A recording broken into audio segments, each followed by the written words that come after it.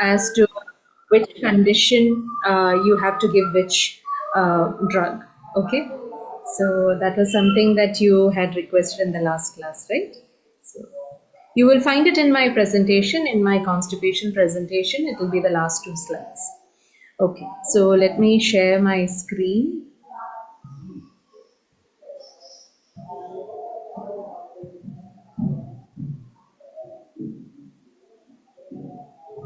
Yeah.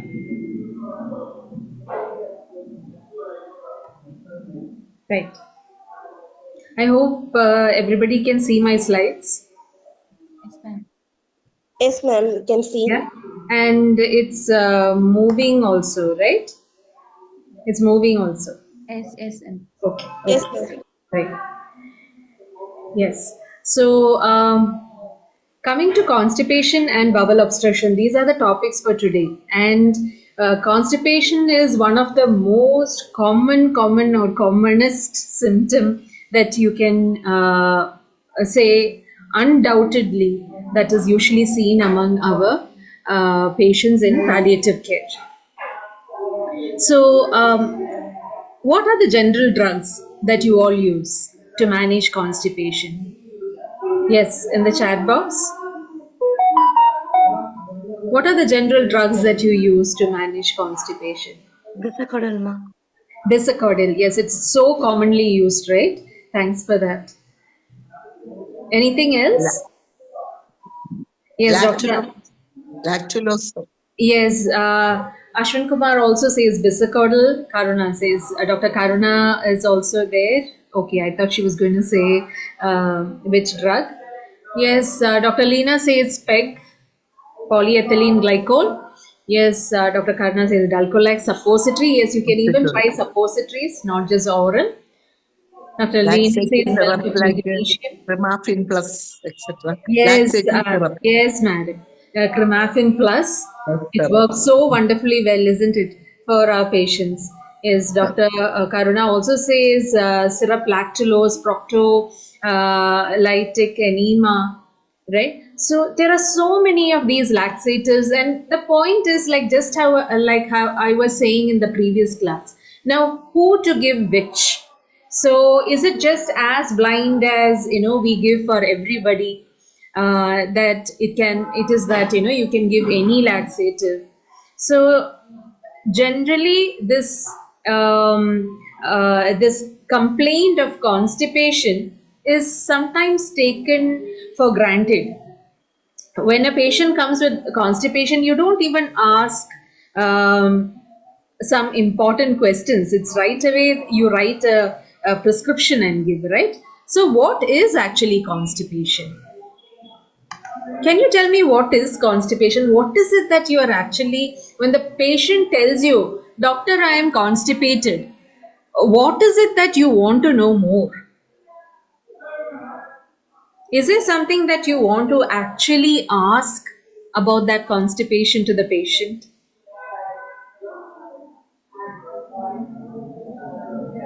Because that is going to tell you how to manage this patient. That is why it is important.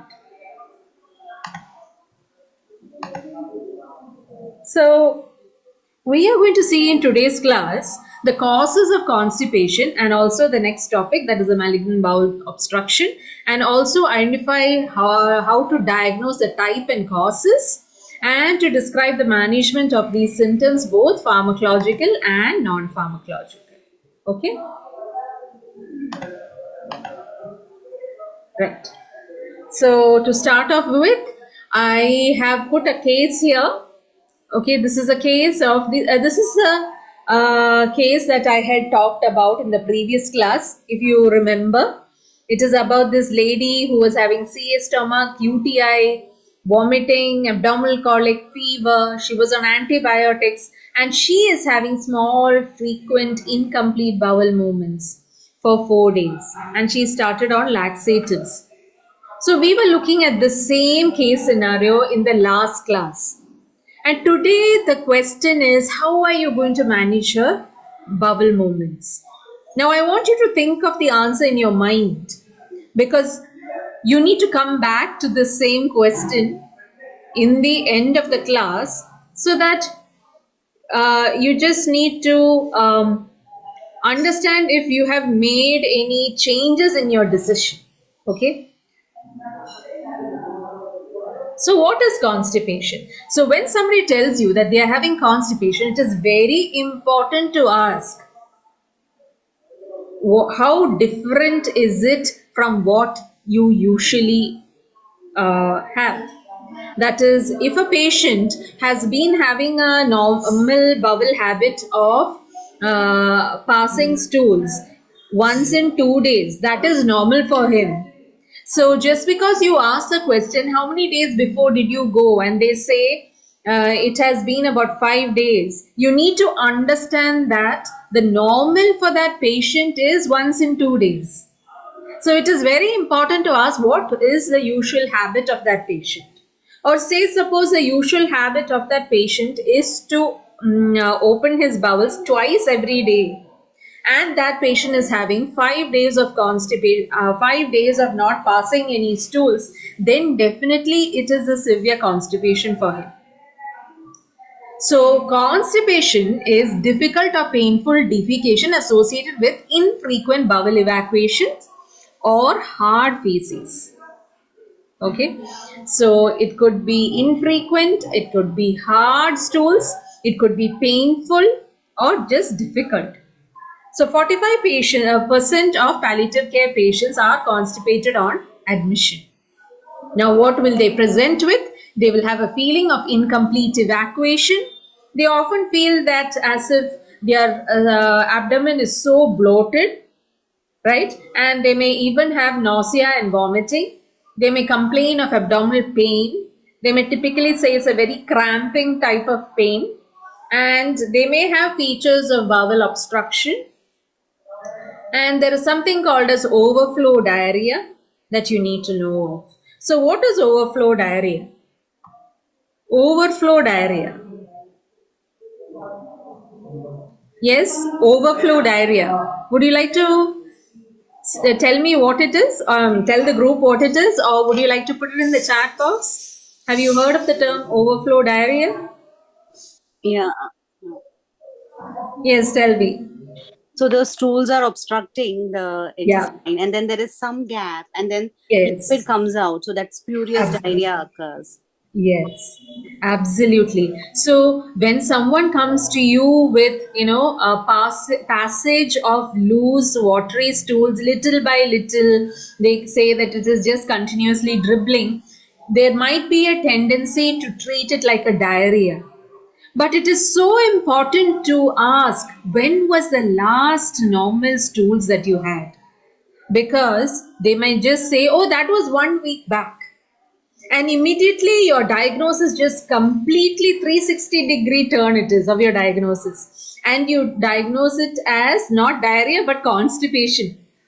And even your management differs.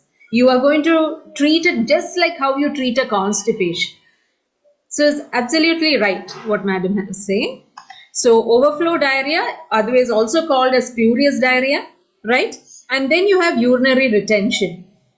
So this is also so very, very common that is seen in palliative care patients. Most often when we go for home care, we get calls saying that there is no urine coming out through the catheter. Okay, or the patient is not passing urine, patient is having a sensation of wanting to pass urine, severe abdominal discomfort, lower abdominal discomfort. And when you go to the house, you want to know, oh, why there is no urine output whatsoever. Is there no urine being formed, or is it just that the urine is getting collected, not going out?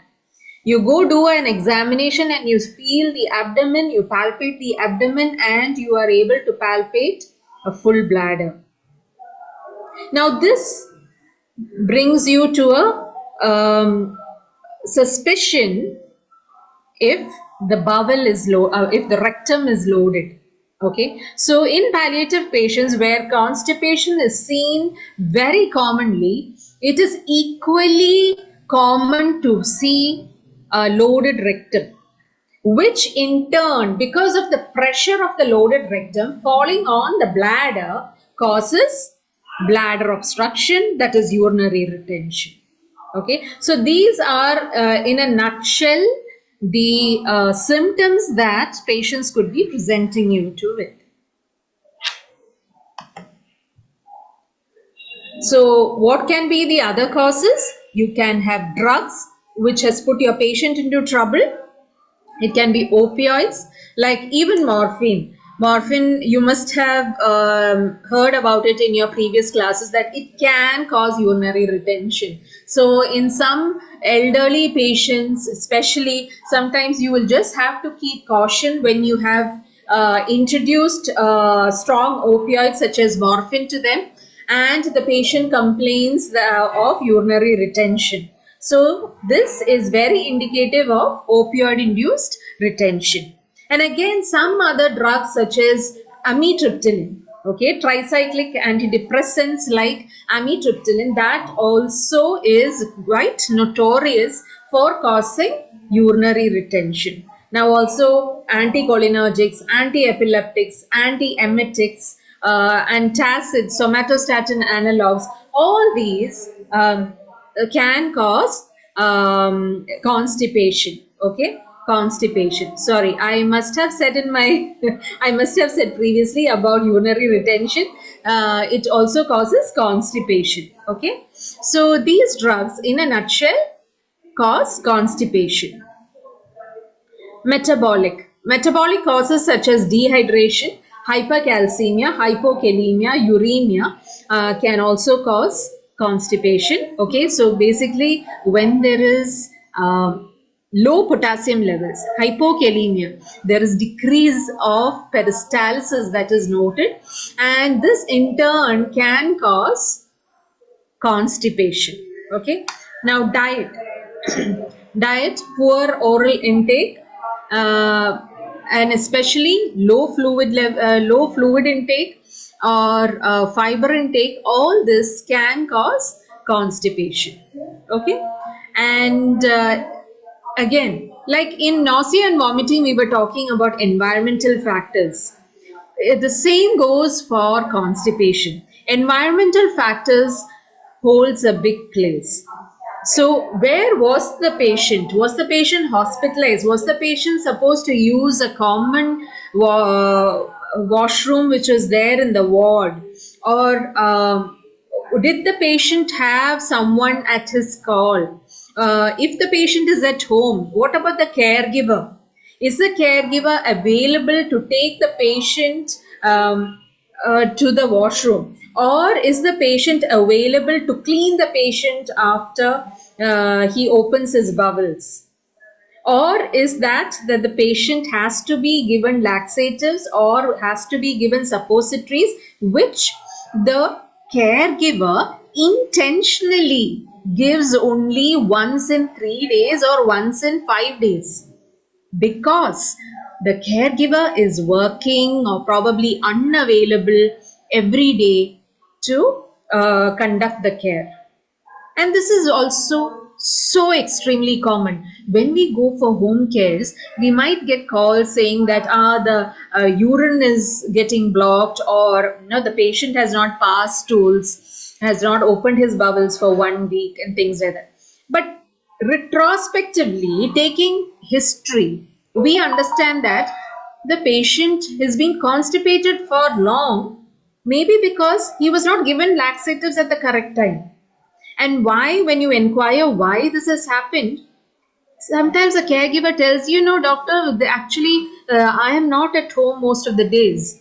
I am working. So, and it is very difficult for me to turn him, change the sheets on my own.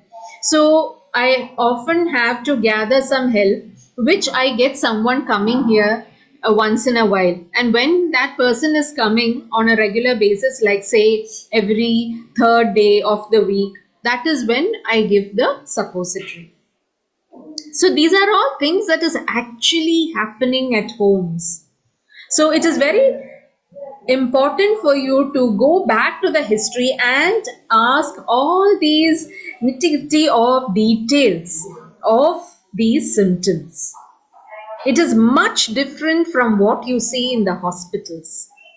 Okay, So again, neurological reasons, malignant spinal cord compression. Now compressions itself, especially of the lower lumbars, can cause issues such as constipation, okay, and structural pelvic tumors, RT-induced fibrosis, painful anorectal condition, intraluminal obstruction, all these can cause block, obstruction at that site, which in turn causes constipation. Now, another very important thing that you have to keep in your mind is this patient must have been constipated for a long time.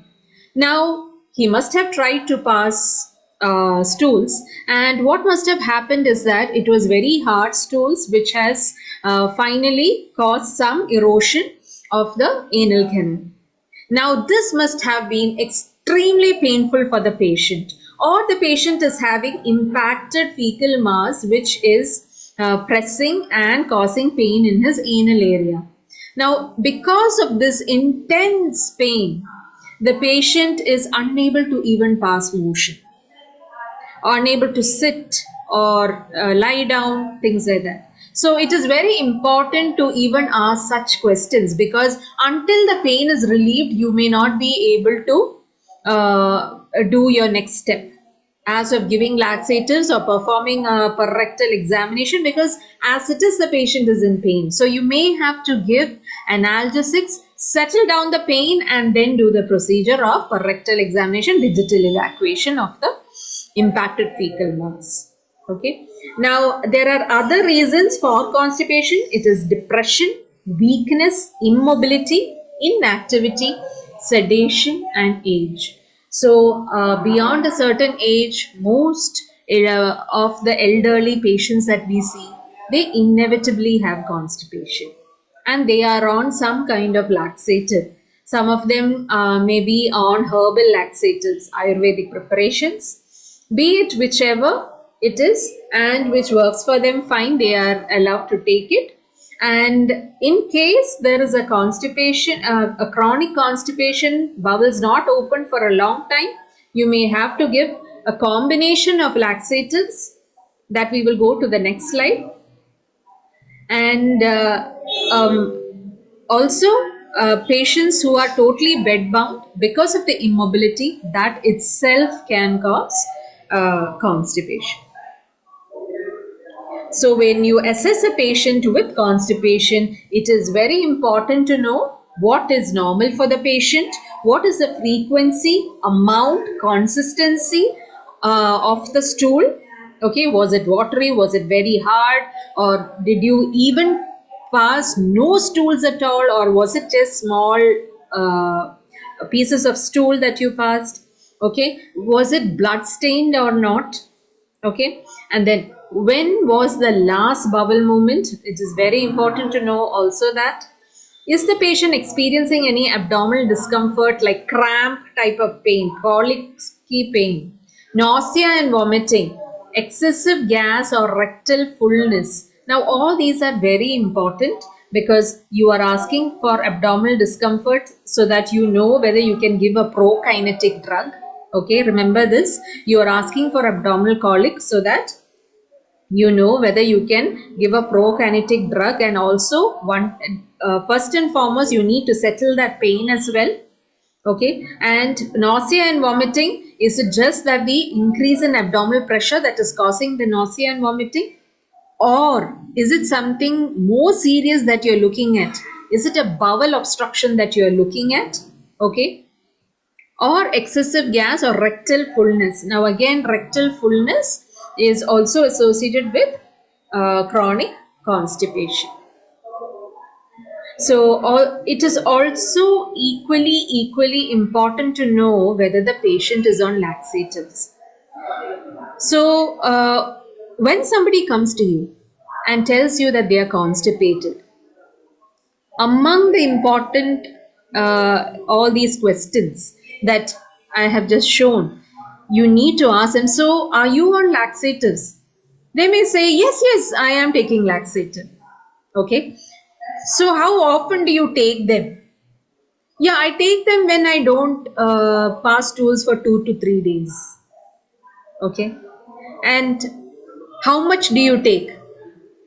5 ml? Now, what is the problem here? This is a patient who does have history of chronic constipation, yet he takes laxatives only once in 2 or 3 days. By then, the constipation has set in and the stools have become hard. And how much of laxative is he taking? It is a very small amount. So you need to ask whether they are on laxatives, how often do they take it, and how much, whether it is the prescribed dose that they are taking. And what other medications the patient is on, because we know that many other medication as seen in this chart can cause constipation. So you need to ask if the patient is taking any of those drugs. And is constipation a recent change? Has this been going on for a very long time? And what type of diet is the patient on? So what if the patient is just on some food like solids with very less amount of liquid feed, so or fluids that he takes? So it is important to know the diet also. Now, when you tell patients, just a sec, let me just close the door.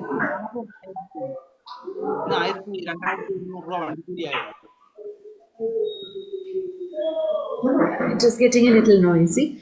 Yeah. So, when a patient tells you, when you tell the caregiver that the patient is having constipation and laxative has to be given or enema has to be given, the patient part, the caregiver may say that for that doctor, he has not been eating anything at all, hardly anything. 1 spoon of kanni, that is it. So you need to tell them that even if the patient has not eaten adequately enough, there is some amount of bowel secretions that is happening, which in turn makes part of the formation of the stool. Okay, so that has to be conveyed to the patient and the caregiver, that is why it is essential that even though they have not eaten well enough, the patient has to evacuate his bowels. And next is I have diarrhea. We have already discussed about this, that it is overflow diarrhea or spurious diarrhea. Okay, so which is actually a symptom of constipation. So how do you understand that? You ask for when was the last normal stool that you had, and the patient tells you it was long time back.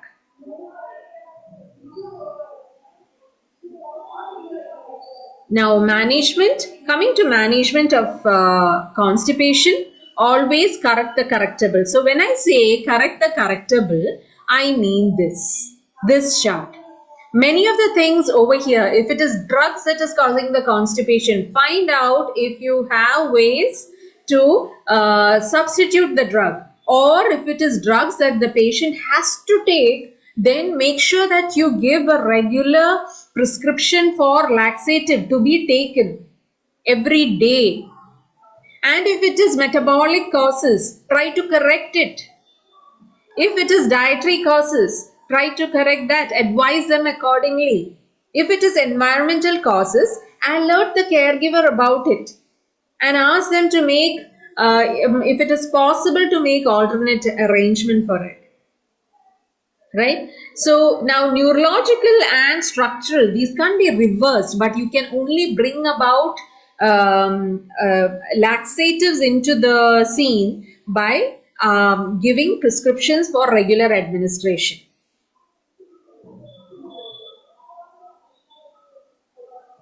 Right. Now, judicious use of laxatives improve the general condition of the patient, symptom control. So like I said before, if the patient is having a colic, an abdominal colic, you will have to give antispasmodics to control the pain. Or if you're not able to give antispasmodics, you will have to think about other analgesics. If the patient is having nausea and vomiting, you will have to address that. At the same time, whenever you are addressing these things, you have to also address the constipation in the same time with the use of laxatives. Okay. Now, encourage activity in those whom it is possible, and also fiber diet. Now, again, whenever we say high fiber diet, we have to be careful while telling patients who have undergone colon surgeries. Okay, because it may not be advisable for those who have colon surgeries to have high fiber diet, because that itself can cause constipation because of the increased bulk of the stool. So, non-pharmacological management of constipation, the access and the ability to go to the toilet, timing and privacy, and squatting position is advised if it is possible for them, and a normal balance of water along with the food. So it is very important on their ability to go to the washroom, or if they have to be dependent on the caregiver for the process, it also depends on the availability of the caregiver. And the privacy also matters. These are all environmental factors. Ma'am, Yeah. how does gentle blowing help? Yeah, tell me. I can hear you. In bed, feet under the knees and gentle blowing. How does gentle blowing help? Gentle blowing. Gentle blowing, I have not heard as much. Any of you have similar It's on the slide, ma'am. In bed, feet under the knees and gentle blowing. Arms Okay, resting on. that is when the patient is using that position. Okay. Yeah, it is only during that position that it may help. Otherwise, gentle blowing may not, it is only to ease out the abdomen. It's like how you take like deep breaths and, let it out.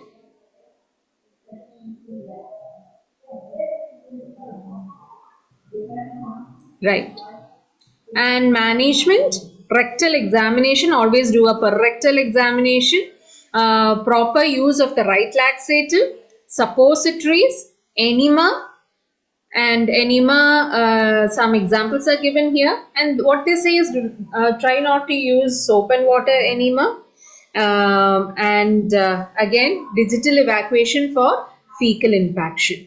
So you can use enema or suppositories, but always remember, if there is impacted fecal mass, we have to do a rectal examination and digitally evacuate the impacted fecal mass. It is only after that if you keep the suppository, and even when you place a suppository, it has to be done with care that the suppository is in touch with the mucosal wall. Otherwise, generally when we just ask to insert the suppository, it may just go right into the fecal mass and it will not give any action. So that is also something which has to be kept in mind. Now, suppositories also, like the suppositories generally that we use is bisacodyl suppository. Bisacodyl is a stimulant laxative. So, it causes stimulation at the point and causes peristalsis. Okay. So, here what we have also seen is that some patients, they experience severe colic kind of pain, severe cramping kind of pain when suppositories are given. So if they say that, suppositories, they get severe pain on suppositories, you will have to think about other alternatives like enema. Okay. Now, what are the different types of laxatives? You have bulk forming laxatives, lubricating laxatives, osmotic laxatives, stimulants, stool softeners. So osmotic laxatives and stimulant laxatives have been being used very generously. Lactulose supplements and bisacodyls have been used, and PEG also, right? Polyethylene glycol, they are also used very much in clinical practice. So paraplegic patients need regular stimulants and stool softeners, but you may need to initially do manual evacuation if there is impacted stool. Patients with colostomy are also treated in the same manner. So even if patients with colostomy are having constipation and there is impacted fecal mass, even for that manual evacuation has to be done. Okay, you can even place suppositories in the colostomy.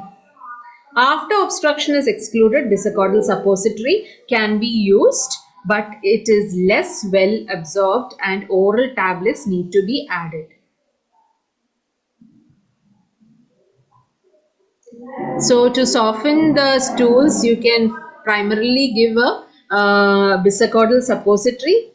If the stools are very hard, you can give glycerin suppositories. And say suppose you have done a perectal examination and you are seeing that the rectum is empty, but it's a bit ballooned. Okay, so if it is a bit ballooned but it is empty, it could mean that the obstruction is the impacted fecal mass is a little higher up. So in this case, we will have to give a high-end enema. Okay, so high-end enema, some people attach a Foley's to a enema pouch, or some people attach an L cap to the pouch of the enema, and they insert it in, and then they push the medicine. Okay, so that is how high-end enema is given. So if there is a higher end impacted mass, fecal mass that you are suspecting, you will have to combine it along with oral stimulants. Now, if the soft fecus is palpable perrectally, you can give bisacodyl suppositories. But what if it is hard fecal masses that is palpable perrectally?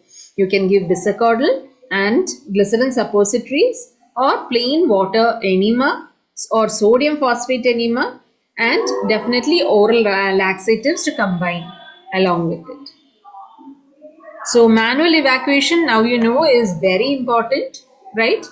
And manual evacuation, right? So whenever you do manual evacuation, remember, it is not at all a comfortable procedure for the patient.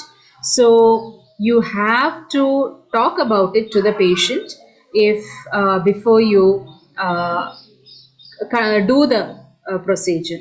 Okay.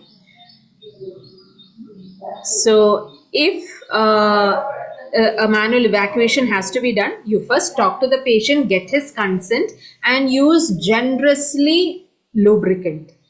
Okay, local anesthetic jelly, LOX can be used, jelly, and wait for a little time for it to act, and then allowing enough time, you gently do slowly the procedure. And also look for the reaction of the patient and his acceptance, and sometimes it even helps to calm down the patient by talking to him. Yes, I have a question. There is a question in the chat box. If constipation is not relieved with bisacodyl 10 milligram HS, do we increase the dose or add lactulose in patients having low oral intake? Yeah, so if the patient has not passed stools for say about 3 days or more, and the patient is given bisacodyl 10 milligram HS and still has not passed stools, generally what I recommend is that ask them to take the bisacodyl in the morning again, right? Or you can also ask the patient to, if they have been taking bisacodyl for some time, you can ask, you can add in another laxative like lactulose, okay, or something like sodium picosulfate or polyethylene glycol, something like that also can be added along with it. Okay, and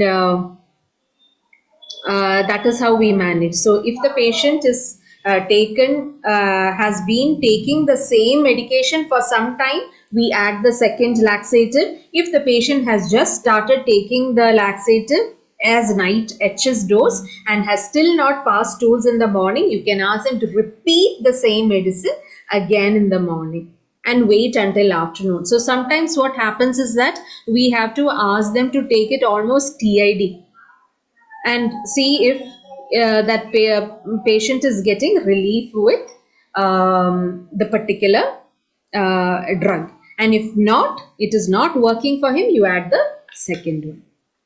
So we also have another question here: which laxative is good to be given for a long time? So generally lactulose is being given to many patients for a longer time, but what we need to keep in mind is that osmotic laxatives, again, it can cause some amount of electrolyte imbalances also in a long time. So often we can go for stimulant laxatives if they are able to tolerate it well. So yes, PEG can be given. PEG also can be given. Bisacodyl also can be given for patients. But we often see in practice how many patients are put on lactulose. But there is a side to it like this. Being an osmotic laxative, there is a slight fluid balance issues that can set in.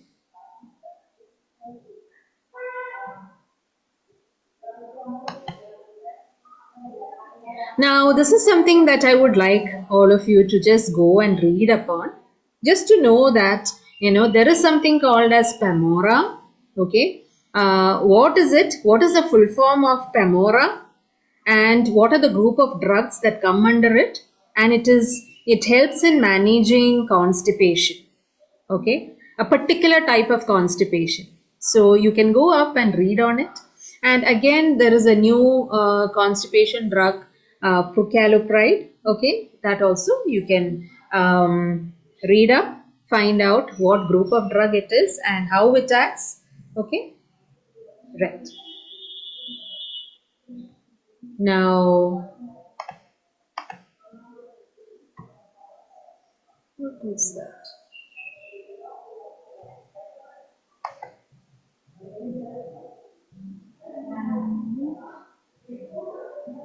Yeah, right. So bowel obstruction. Now that is the next topic that we have. Right. So bowel obstruction, mainly what we need to know is that it can either be mechanical obstruction, there is something sitting there blocking it, or it is just something totally non-mechanical. There is nothing sitting and obstructing it. It is just a functional obstruction. Probably it is a paralytic ileus. Now this adynamic bowel could be of different reasons. Okay, that the peristalsis is very low in such bowels. So this can be seen sometimes in electrolyte disturbances that we see most of. Many of the times adynamic bowels are seen because of electrolyte disturbances in our patients. Now mechanical obstruction, like I said, it is something sitting and obstructing there. And it can be acute or chronic. It can be seen in the small bowel or large bowel. It can be a simple one, strangulated one, okay? Or it can be intrinsic, extrinsic or intraluminal. So intrinsic means there is some obstructing mass inside the lumen of the intestine, okay, which is obstructing the lumen of the intestine. Extrinsic means it is sitting outside and putting the pressure, and thereby the patient is having a bowel obstruction. Or intraluminal, where you have the mass actually going through the lumen and infiltrating and causing the obstruction. Okay. So what are the reasons? Well, you may have different things in obstructing. It can be foreign bodies, gallstones, or it can be even the patient has undergone multiple surgeries or radiation. So it may be causing adhesions, or they can be strictures, right? And otherwise there can be other reasons like hernia, volvulus, or they can be like what we were saying before, paralytic ileus. So these are all the just different causes why they could lead to obstruction, bowel obstruction. So what is the cause of symptoms and what is the mechanism behind it? There may be a partial or complete bowel obstruction. So when someone says partial obstruction, it means generally that the patient is able to pass some amount of flatus, okay, some amount of flatus, or there is some bowel sounds, right? But if it is a complete obstruction, there is no flatus passed. When you're auscultating, there is no bowel sounds heard, right? So it can be a partial or complete bowel obstruction. And colicky pain is because the bowel contractions tend to mount one upon the other over the obstacle, right, leading to more and more pain. And there is a lot of bowel distension happening. Why? Because there is an increased amount of bowel contents that is getting clogged up over there, and there is also because of that the bowel is getting distended. So when the bowel gets distended, there is an increased gut epithelial surface area.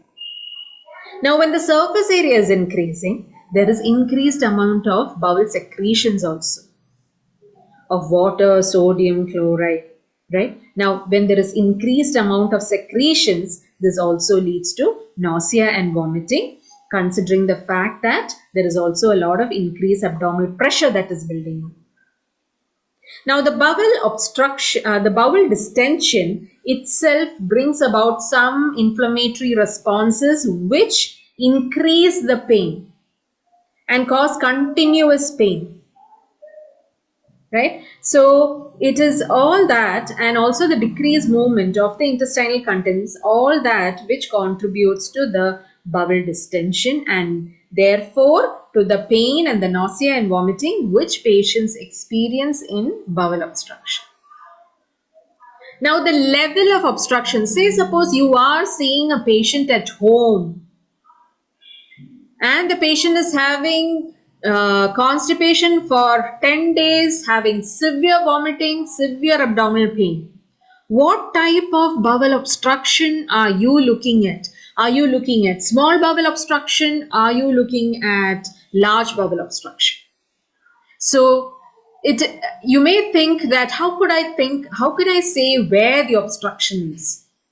You need to don't you have to do a CT or something to understand where the obstruction is? But the point is, by clinical history of the patient telling you that they have a large volume of vomitus, it is like quite indicative that the obstruction is happening at the higher level in the small intestine. If it is a more kind of progressive abdominal distension then leading to the further symptoms, it is more of larger bowel obstruction. And if it is a complete obstruction, like I said before, there is no flatus passed, no fecal matter, and they may or may not be spurious diarrhea.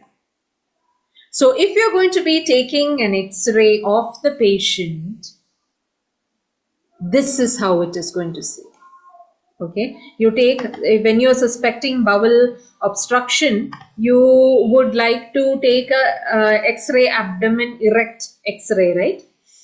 So this is what you see, air fluid levels. You see the straight line and the bowel shadows above it. It is air fluid levels. Multiple air fluid levels are indicative of bowel obstruction. So what do you do further?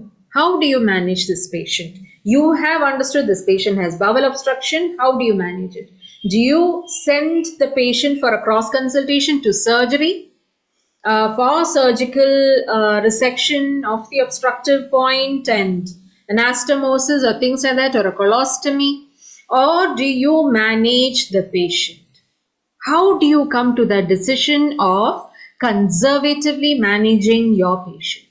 Or the question is, who carries poor surgical prognosis? So the answer is advanced age with cachexia. The answer is not advanced age alone, but advanced age with cachexia, because just because the patient has an advanced age does not mean anything. It matters what is the performance status of that patient at that age and whether the patient is cachexic, other comorbidities.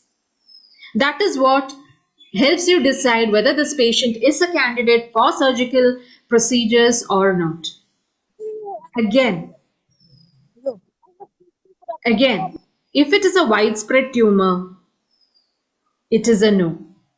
If the patient has lot of deranged metabolic parameters, okay, hypokalemia, hyponatremia, hyperuricemia, or hyperuricemia, or hypercalcemia, or any could be any of these things. Okay, so if the patient has deranged metabolic parameters, again it is a poor surgical prognosis.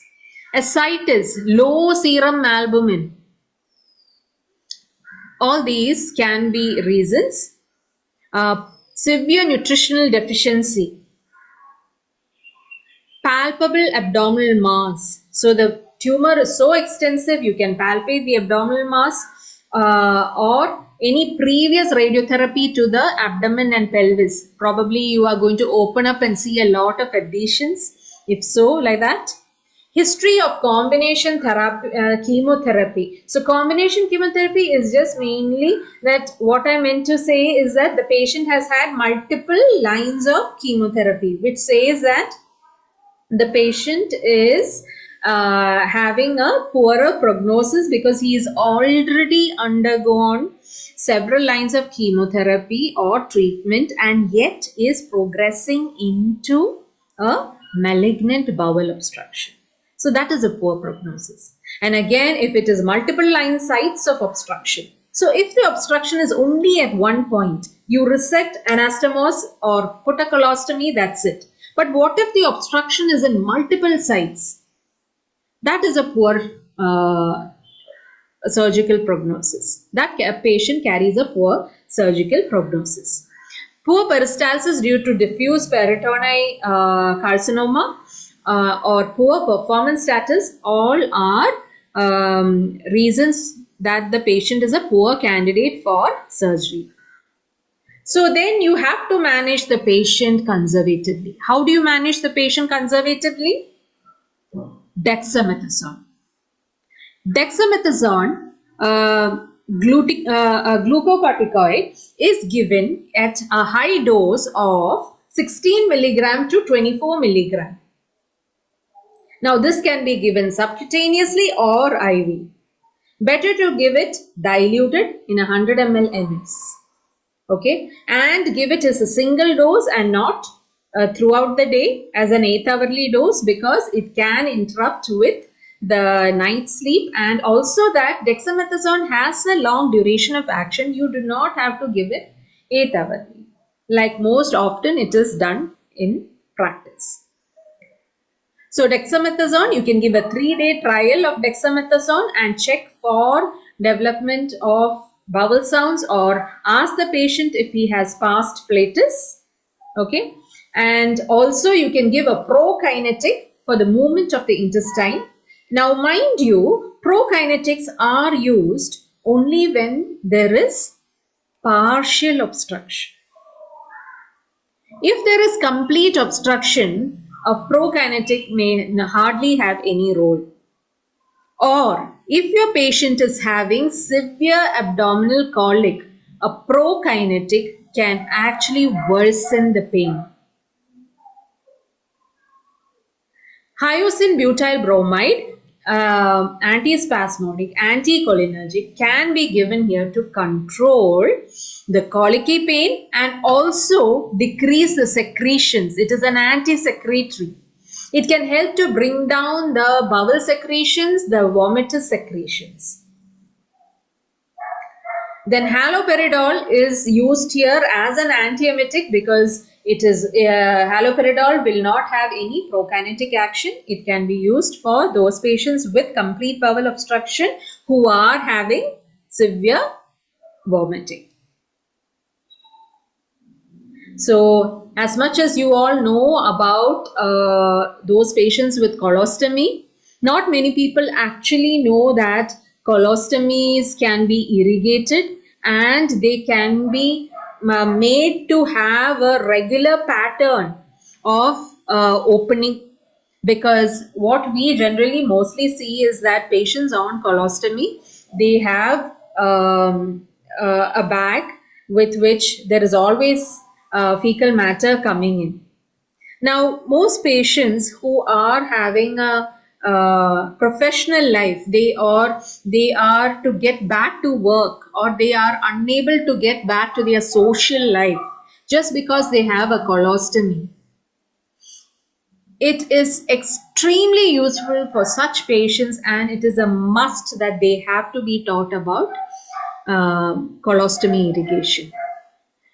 This helps to set a particular routine pattern for bowel evacuation. So if a patient is able to do colostomy irrigation for about 21 to 28 days, every day of this at a particular time in the mornings, then the bowel gets into that habit. So it can be actually seen that the bowel opens up only during that time. And they just need to keep a bag and just seal it around and continue with their routine life. So it is most important to do it in the right way and do it at the right time, the correct time every day as a practice. So these are the different things that are required to do colostomy irrigation. You see a irrigation bag here which is filled with lukewarm water. Okay, there is a tube here that you can see with a clamp where the irrigation water is let down to run through this conical cone shaped thing you see here. Okay, that is fit into the colostomy, into the stoma. So water is allowed to run into it, into the stoma, into the bowels. And once it has finished flowing in, this sleeve is attached. And whatever the fecal matter is allowed to wash out.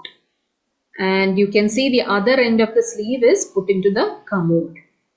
Okay, so this is a beautiful technique, and which helps to bring every colostomy patient back to normal life. So now coming back to this case, we have this patient here who is having incomplete bowel movement for 4 days and is started on laxative. Which laxative will you like to give here?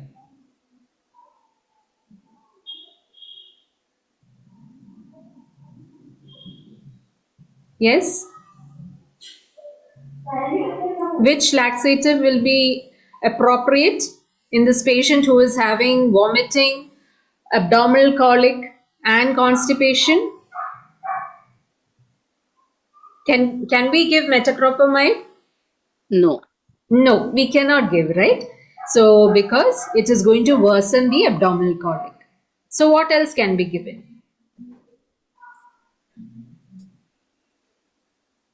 Ideally enema, but here we are suspecting a bowel obstruction, no ma'am. The patient is passing small, frequent, incomplete bowel movements for 4 days. So this doesn't seem like a complete bowel obstruction, right? She is passing some amount of bowels every day. So maybe it is something partial rather. It is just more of a constipation rather. So here you are going to manage it like a constipation, and you can give, like you said rightly, you can give an enema. Okay, and once the enema has been given, you can advise the patient to take regular dose laxatives if the patient is having this constipation as a chronic issue. Okay, and vomiting has to be settled over here with drugs other than prokinetic, because the patient has to be addressed for his abdominal colic.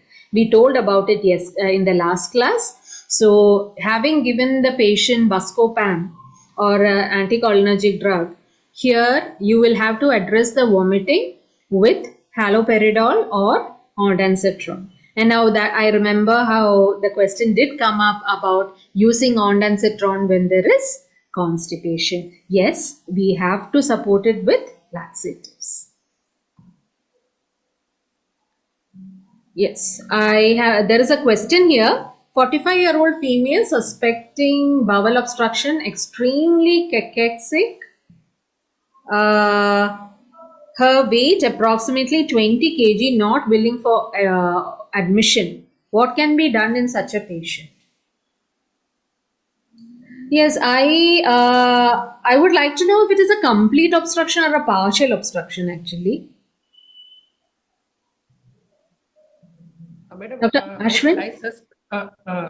What Yeah. I suspect is that there might be a complete obstruction. A complete obstruction? Okay. Yes. Right. So if there is a complete obstruction, you can definitely do a PR and see if there is impacted stools, and that can be addressed. Enema can be given. That can be done from the distal end.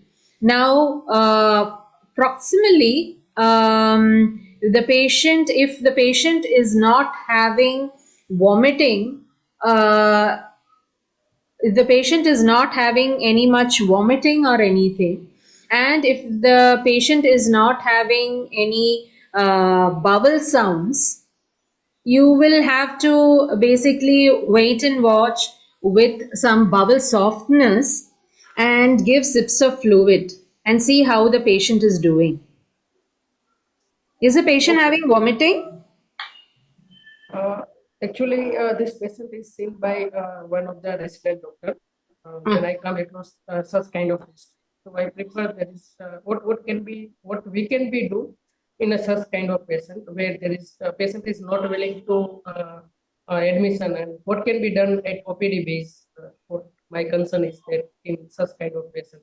See, I'm not actually getting the point. What is her symptom? Because this looks like a patient who is very almost in her end of life, and she is extremely cachexic and having a complete bowel obstruction. So, what has Yes, she madam. actually come with? Has she come with severe abdominal discomfort? Has she come with severe vomiting? What is the symptom that she is having? Because we are going to treat the symptom, right?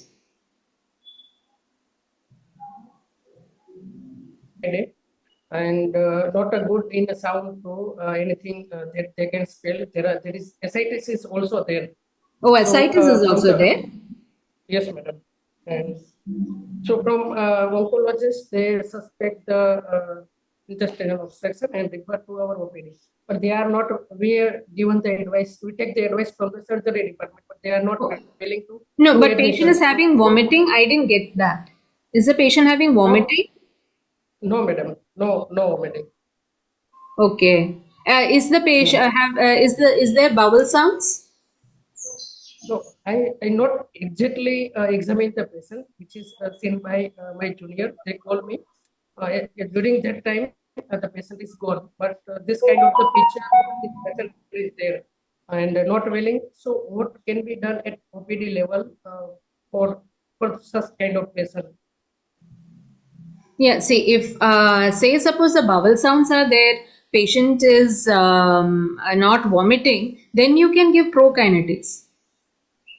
Okay, madam. It is only a partial obstruction, and you can even give enema and relieve out the constipation that is persisting at that time. Okay, madam.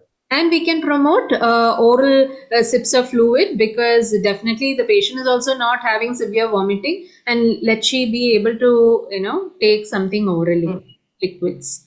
Liquid feeds is what we will promote. We will not probably encourage her to have too much of solids, because we are not sure of whether she is into a evolving obstruction, complete obstruction. Okay, madam.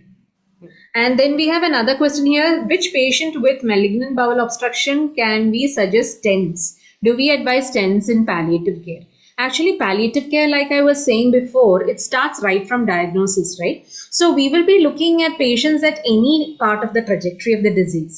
So if you are having a patient in the early part of the trajectory of the disease, when the definitive treatment is still going on, and if the obstruction is only at a single point, definitely the stent can be done, provided the patient doesn't have any other extensive diseases. Okay, so where you are actually expecting some amount of good prognosis also for that patient. Otherwise, how much the patient can afford the stent, how much it is actually going to make a difference to him in terms of his disease, we are not sure. If the disease is extremely active, definitely if it is an intraluminal kind of stent mass or something, it is going to come and block the stent also. So that also has to be kept in mind. If it is only a single point disease, if it is a disease that is almost under control, there is no other severe spread or carcinoma peritoni and things like that, then you can advise the patient for a stent. Otherwise, if the patient is in the latter part of the disease, there is only about a 3-month prognosis for the patient. The patient is in end of life care. These patients are generally not recommended for stent because most often there are multiple sites of obstruction and the patient may not be comfortable for the patient undergoing the procedure, or there may not be a cost benefit out of it. So in this X-ray, you can see how the colon is loaded with fecal mass. So to summarize, you have when a patient comes to you with features of constipation, always evaluate.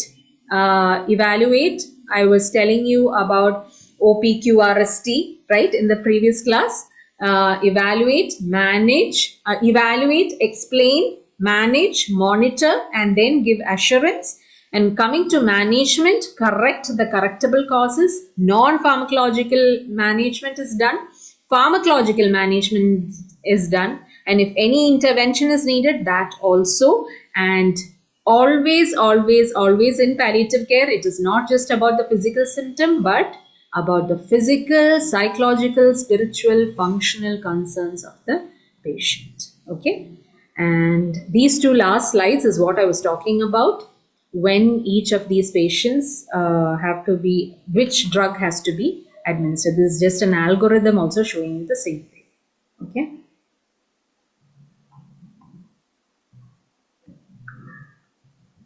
Right. So shall we move on to the case presentation? Yes, ma'am. Yes, ma'am. Yes. Yeah. So today we have Dr. Kanchana Devi with us for the case presentation. Over to Doctor.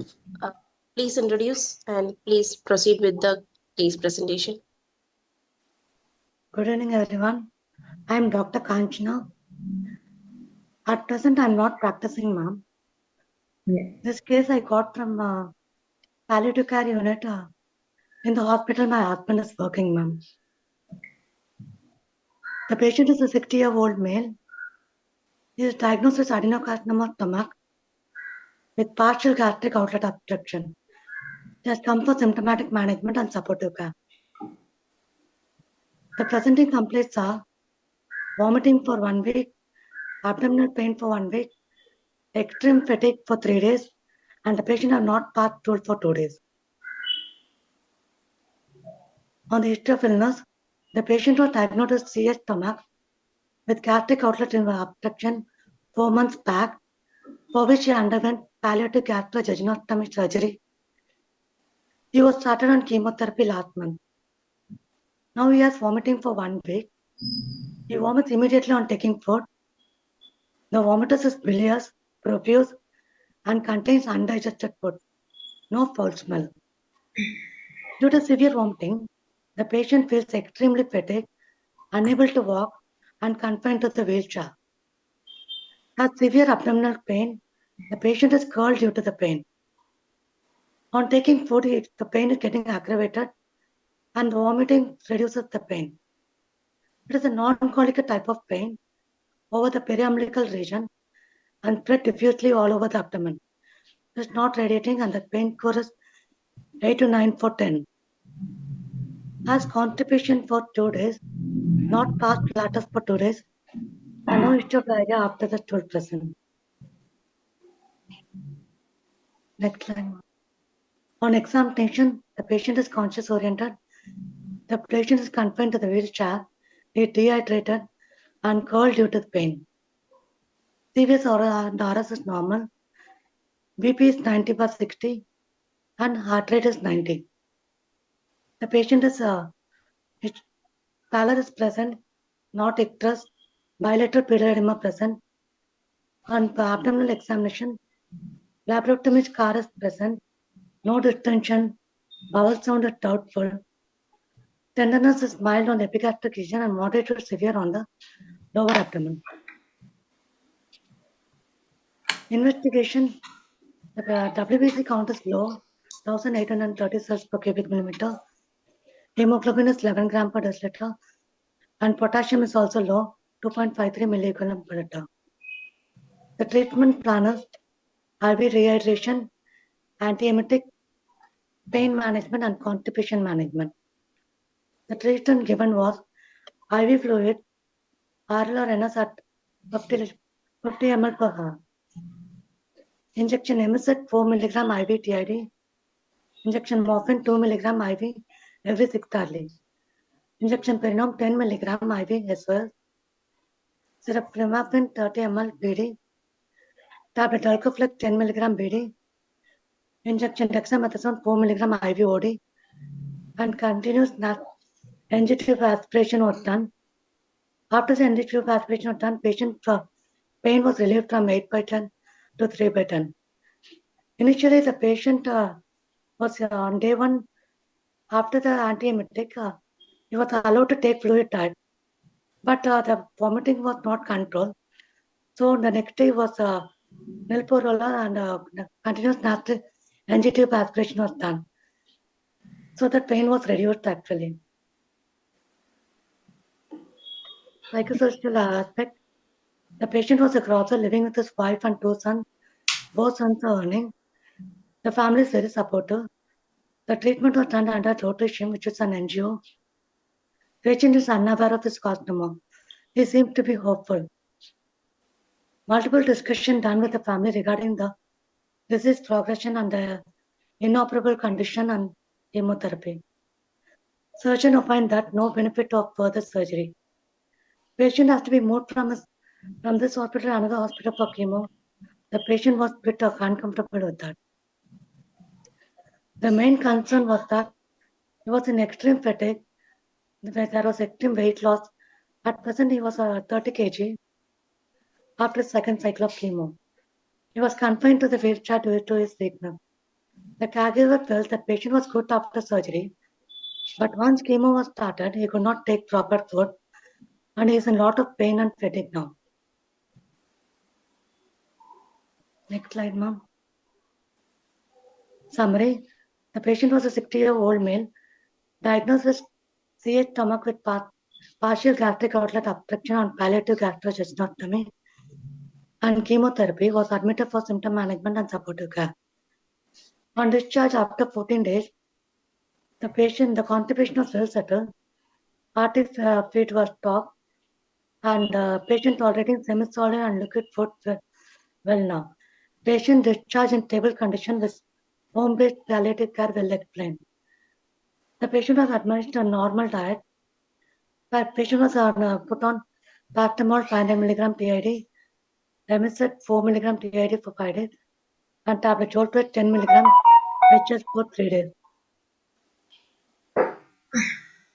Next slide, ma'am. The discussion points are: what is the treatment protocol for patient with partial bowel obstruction with vomiting? What would be the home-based palliative care for constipation in this patient? And what would be the palliative care for this patient to use him continuous chemotherapy? Thank you, ma'am. Thank you so much for that case. Very well presented, and it is a very nice case that you have taken here. So now this is open to everybody for discussion. What is the treatment protocol for patient with partial bowel obstruction and vomiting? So before that, why did this patient develop so much of vomiting? Uh, This is like to maybe after the everybody, yeah? chemotherapy, ma'am. I feel Yes. it's because of the chemotherapy, ma'am. Yes, absolutely. This seems like it, right? Looks like this patient, right after her second cycle of chemotherapy, she developed severe chemotherapy-induced nausea, vomiting, and because of that severe vomiting, which led to electrolyte imbalance, and her labs were also showing low potassium levels. So the hypokalemia itself led to non-mechanical type of bowel obstruction. Looks like that, right? So Yes. that is probably why she was having very doubtful bowel sounds and something which was looking like a bowel obstruction rather. So maybe she really did not have a metastasis or an obstruction sitting there on the bowel, which is causing a malignant bowel obstruction. What she was probably having is a paralytical bowel because of hypokalemia. So what was done? What was a treatment protocol for patients with partial bowel obstruction? This is for in general, is it, that you were asking? Yes, ma'am. Generally, I'm asking. Generally. So what is the treatment protocol for somebody with partial bowel obstruction? Yes. This is to the group. Knocking by mouth, nasogastric tube insertion. Okay. If there is lot, if the patient is saying that I feel so distended, I am feeling very uncomfortable, you would like to give a gastric decompression by putting in a Ryle's tube for the patient, and you can look for the secretions. If there is not much secretions, a patient is tolerating sips of fluid, is having sluggish bowel sounds, maybe you don't have to maintain the Ryle's tube. You can ask to withdraw the Ryle's tube, and a patient can start taking sips of oral fluids, clear fluids, and then check. And further, it is only a partial bowel obstruction. It is not complete. So you can find out what is the cause of the bowel obstruction and see if it is a reversible cause. Is there anything that is leading to it? So correct it. If it is hypokalemia, correct that hypokalemia. If it is drugs causing it, see if you can change that drug or stop that drug. Okay. And after giving prokinetics, which will further induce the bowel obstruction, you can treat it and relieve the obstruction. You have to use laxatives over here so that the bowels are cleared out. Okay, and it depends if the patient is having vomiting or not vomiting, that you will have to add antiemetics. Again, it depends if the patient is having abdominal pain or not, to add analgesics. If the patient is having a very typical colicky kind of pain, that is, you have to ask the patient, is it a very gripping type of pain that comes and goes, comes and goes? So if the patient is saying yes, it is more of colicky pain, then you have to give antispasmodics like cyclopam or buscopan, right? Hyoscine butyl bromide. And if not, if say suppose this patient is just having a continuous dull aching pain in the epigastrium, most probably it is because of the disease per se. It is the ulcer that is there in the stomach wall, wherever he has the disease, which is causing the pain, which is making him actually curl, like how she just presented about the patient. The patient is actually curling in pain. Okay, so that is also one of the reasons. So that has to be managed with analgesics, which can be, again, morphine was given in this. Morphine is not a wrong choice. we do give morphine for patients with severe abdominal pain. It is not just antispasmodic. Sometimes we give, okay, we can give. You don't have to think that, oh, morphine induces constipation. There are situations with severe pain where we have to give morphine as well. We just have to step up with prokinetics and maintain the balance, okay, and laxatives. Yes, and the question is out. We don't have the question here. What was the next question? You have unshared the screen. I will share it, ma'am. Yeah.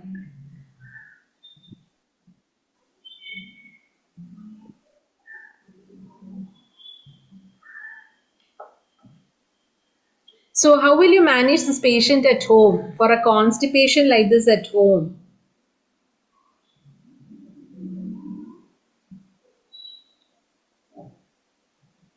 Yeah. How can you manage her constipation at home? Stool softener, ma'am. Yeah, you can advise laxatives, be it softeners, stool softeners, or you can advise any laxative for that matter of fact. Just tell them they have to take it regularly, not wait for constipation. Then you have to advise them for dietary changes like some fluids that have to be included in the diet. There should be a good balance of fluid in the diet. And also about mobility, if the patient is able to walk. Okay, these are all different things that can be advised to the patient. And if this patient is having severe constipation at home, we have to manage it like any other constipation. Probably do upper rectal examination, digital evacuation, laxative. Okay, and here it was the chemotherapy induced nausea and vomiting which led to this. So this patient has to be put on adequate amount of antiemetics next time so that it doesn't progress to such a condition. Ma'am, here also the irrigation can be done in this patient. Irrigation is done only for colostomy. He has something, no? Some stomy done. Is it a colostomy? Gastrojejunectomy, ma'am. Oh, gastrojejunectomy. We That can is do fine. only for colostomy. Only We do not do irrigation for ileostomies.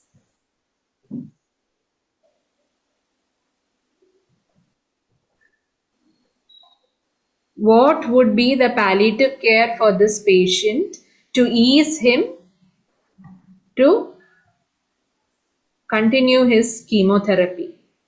Yes. What will it be? How can you motivate the patient from taking chemotherapy? I think one big thing over here is that the patient doesn't know about the disease, right? Yeah. There is collusion here.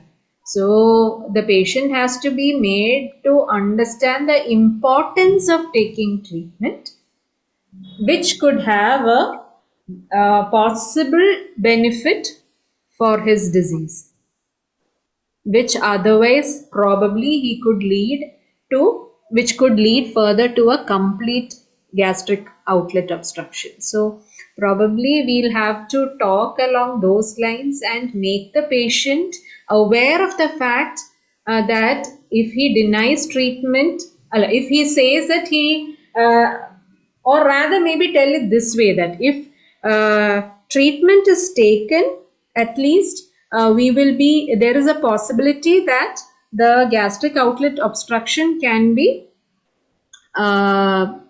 delayed. In case it is a highly progressive disease, there is a lot of metastasis and things like that. So it has to be talked along those lines. It will be only then possible to convince the patient that he has to go further with the treatment. And if he is actually concerned about the vomiting and things like that which led to this particular episode and which has made him weak because of that, we'll have to assure him that we will be looking into or giving much care into what all antiemetics he will be taking after the chemotherapy so that such an episode does not occur. I'm here, even if we don't tell the patient, when the patient goes Ah. for chemotherapy, they must be realizing, no, that they must be having cancer. When all the other patients over there will also be of cancer. This is what we all think, that how come the patient doesn't know? Because even 3 days back, I came across this lady who apparently the husband claims that he has not told his wife and the wife doesn't know. But we are just wondering how can she not know, because she's coming to the daycare where most patients have alopecia, and everybody is talking about chemo, the word. But the only thing we were thinking is she comes from a village and she is quite illiterate. But nowadays everybody knows if you use the word chemo. So what me and my team we were thinking is, next time she is coming, we have to take her aside and probably talk to her and understand about how well she knows about her disease. For all you know, she is probably just pretending that she doesn't Yeah, know. she must be pretending to Yeah. keep her husband happy. No? Yeah, He has exactly. succeeded. He has succeeded in Exactly. fooling her. This is probably what is happening. Right. Do we have more questions or points that anybody would like to discuss?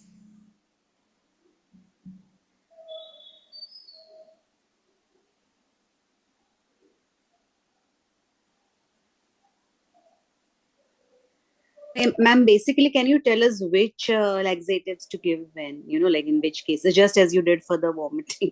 No. Yeah, that's what I was saying. Like, see, laxative, if you think about it, stimulant laxatives work very well. But the only thing is that sometimes they develop this some kind of crampy feeling in the abdomen, and it is after that they have the purge. So if that is actually bothering the patient, you can ask them to switch over to osmotic laxatives. So osmotic laxatives are also good, especially if the patient is having some liver derangements and all that. Lactulose is also good like that. So patients can take lactulose in such cases, but for elderly, lactulose may not be that great because it does cause fluid water imbalance, electrolyte imbalance. And again, another thing about lactulose, it's very, very sweet. So not many people like it. So for your patients who are diabetic and poorly controlled, better to avoid such sweet laxatives, because thinking about the sweet, they may underdose it, although they probably won't even have the laxative on time. So it would be better to give stimulant laxatives. So always stimulant laxatives are the best most of the times. But if your patient is having some features of something like obstruction and all that, you may have to be a little cautious on that. It can cause abdominal pain.